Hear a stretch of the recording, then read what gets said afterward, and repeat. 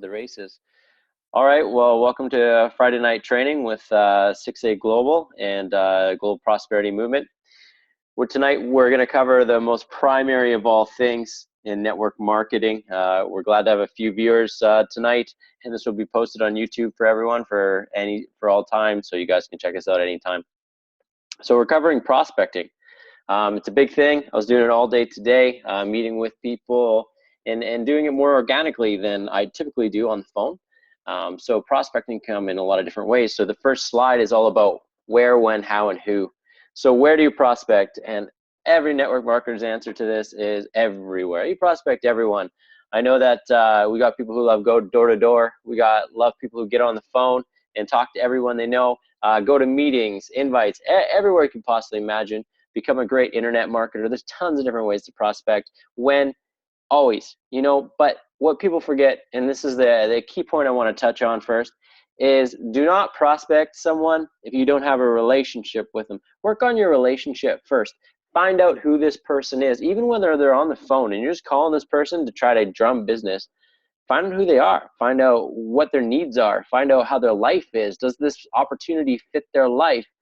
These are all parts of building an organization that builds for you. It's not duplicatable if you're adding people in your business who aren't ready for it in their life and it's not the right timing.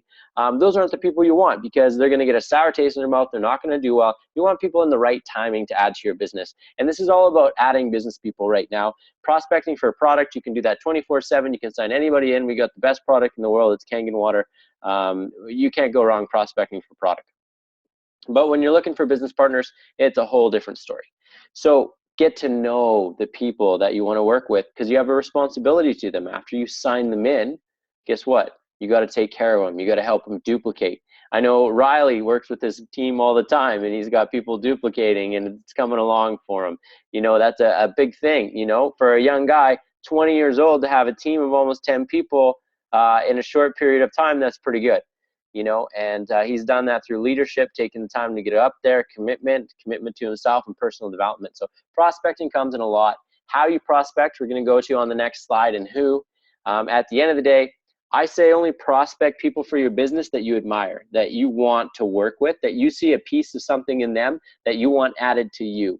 And that value can work back and forth. They probably see a piece of you want to add to them. And it's an interchange of strengths, between you, and that's why you prospect that person. Those are the solid leaders in your business. You can prospect anyone, of course, but if you want a winner in your business, prospect people you love and admire, the people that you look up to, the people you say, man, that's the person I wish I had a mentor. Well, great, do business with them. Approach that person. That's the best people you can get in your business. My top leaders in my business are all people I admire greatly.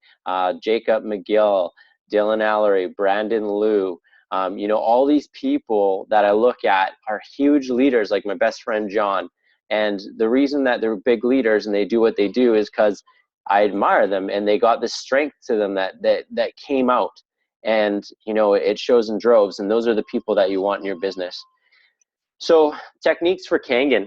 We have the most unique business in the world because the fact is we have a free product to share. No network marketing, I don't care what other one you do, has a free product to share. The number one way to prospect anyone is to take them a jug of water and say, try it. See if it works for you. If it works for you, that's fantastic. Okay, that's just great. So water share is the big one. The next one we do is calls. So, calls I'd like to elaborate on, because if you haven't talked to someone in like 2 years and you call them and you pitch them on a business, they're kind of going to be pissed off because you're not valuing them at all. So the best thing that I do, honestly, is I go through my phone and I shoot a generic text. Hey guys, or like, hey, it's to the guys I send out one and to the girls I send out one, but I say, hey, how's it going? I want to touch base again, see how your life is, see what you're up to. Just make sure I have your current digits in my phone. And then they text back and you see who responds. So like, let's say you send out that to 300-400 people in your phone and you get 30 responses, 40 responses. So you see who's actually responsive in their life and worth your time to go after.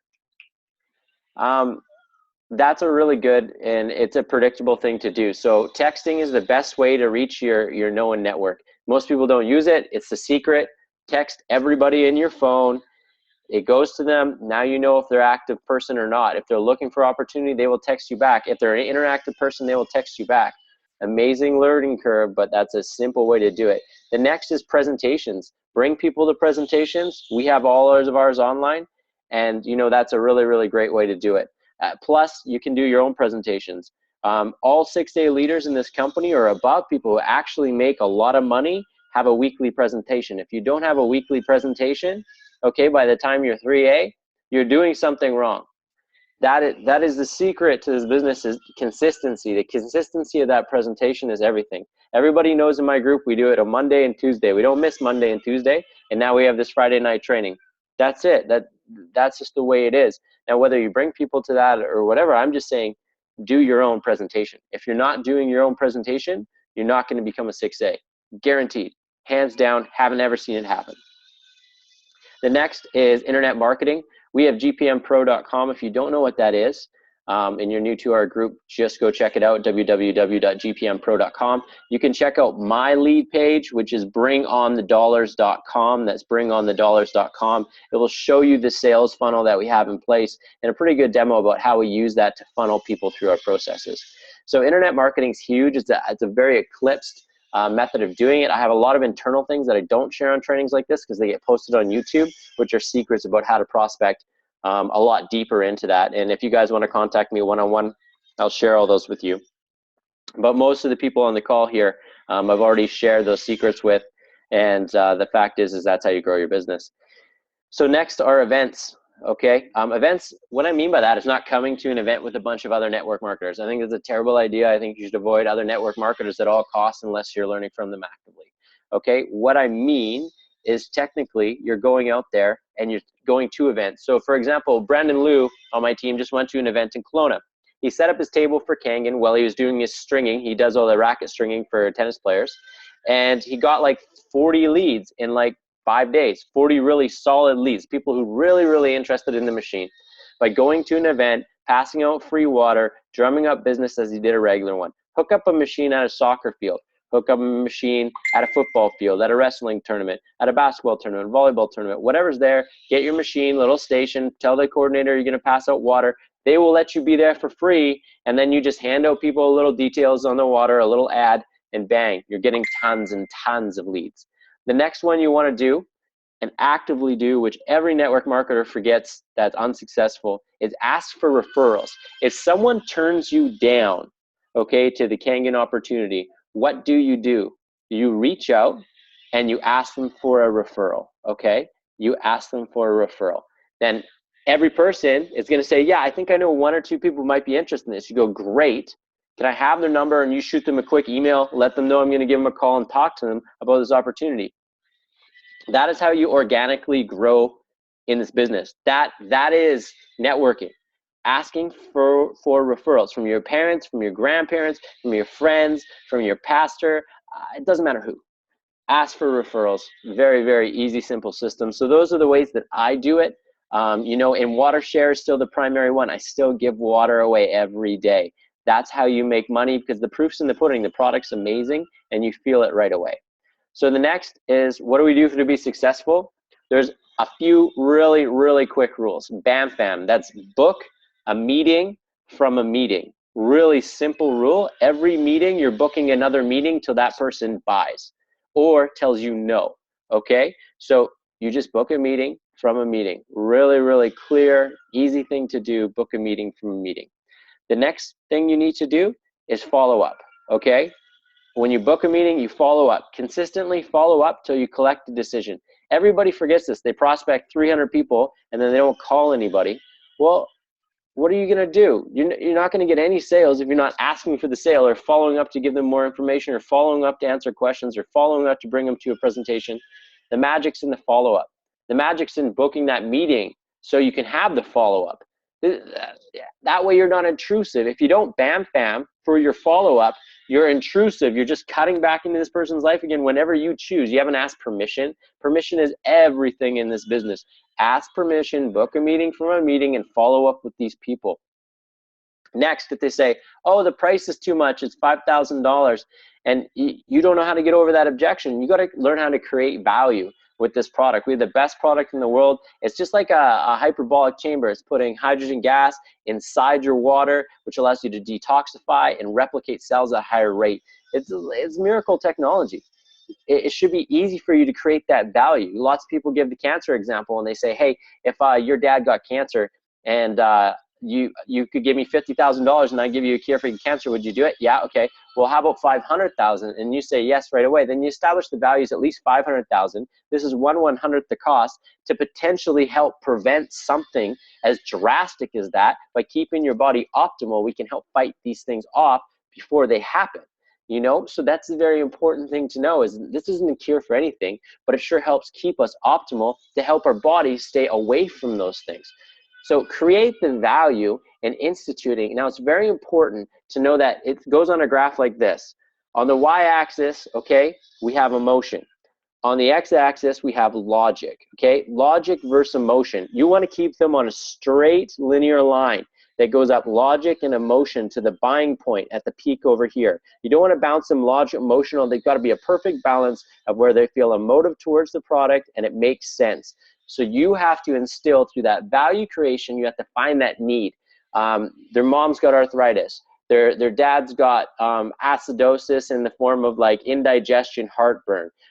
For example, my mom had Crohn's colitis. It helped tons with that. My dad had tendonitis, arthritis. It helped tons with that. I had eczema. Find their pain point and stress to them, you know, they should try the water to see if that works to help them. If it does, they buy right away. Because I'm telling you, no one has suffered chronically for years and said $5,000 is too much for them to help with that. It's not. So let them try the water. They try it, boom, it works for them. They buy a machine. Really, really, really easy. Find the need, stress the need, work it logically and emotionally, give them the facts, and they make that decision. Just make sure you ask for the sale when they feel emotionally connected to you. Don't be afraid to say, all right, would you like to get your machine right now? Well, this and that. You say, listen, honestly, what's holding you back more? Is it price, or do you really feel that this isn't a good product? And they say it's really price. Okay, well, let's talk about that price right now.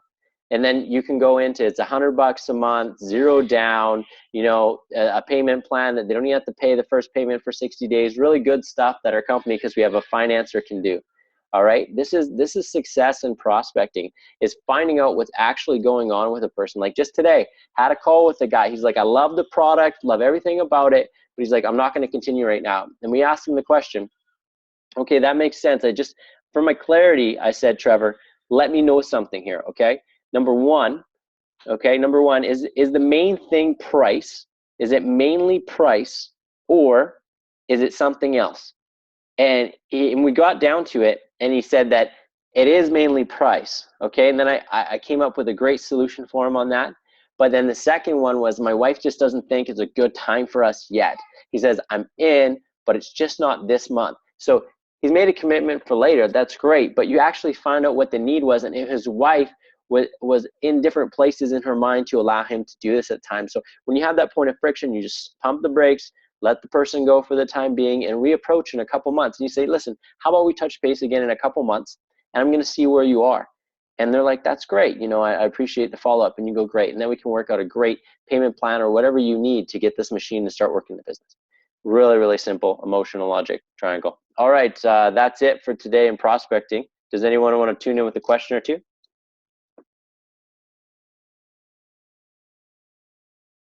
Gary, Joan, Riley, anybody?